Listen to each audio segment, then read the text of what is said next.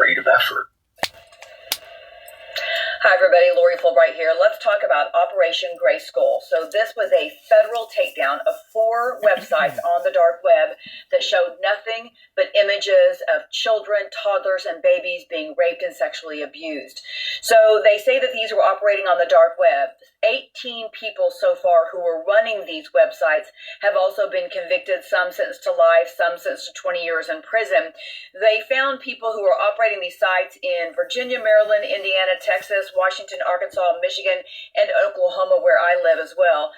The guy that was running all of them, like the big boss, he has now gotten life in prison after pleading guilty. So what they say was there's these 4 websites on the dark web, but they weren't just a website. These are communities of pedophiles. These are people who can't get enough of seeing these images of child sexual abuse material. So there were 120,000 members. So you become a member by either paying or by moderating some of the sites or sharing your own images. And there were millions of files of these children being sexually abused. Sometimes these sites would have 100,000 visits a day. Let that sink in.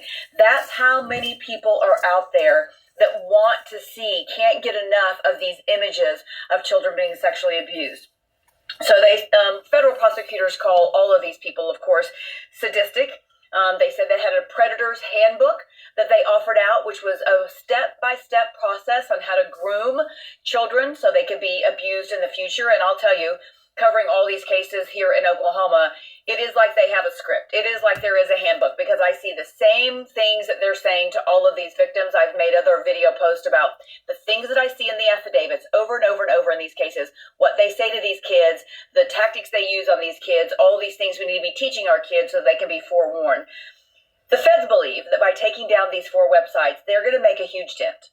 They say these websites have not been brought back yet, but we all know, because there is such a huge desire for this material out there right now, that this will come back in some fashion, form, or somewhere, somehow. So the key is, every time that you accidentally come across something that could be child sexual abuse material, you have to report it.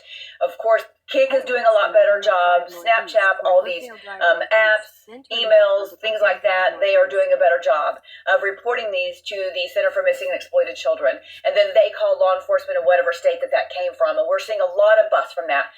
The Center for Missing and Exploited Children is also doing a great job of trying to identify some of the children in these videos. And so far, they've identified more than 40,000 of these kids. But obviously, it is still a huge issue with this huge need that these people have to see these images. So it's on all of us to be educated about this issue. Be safe out there.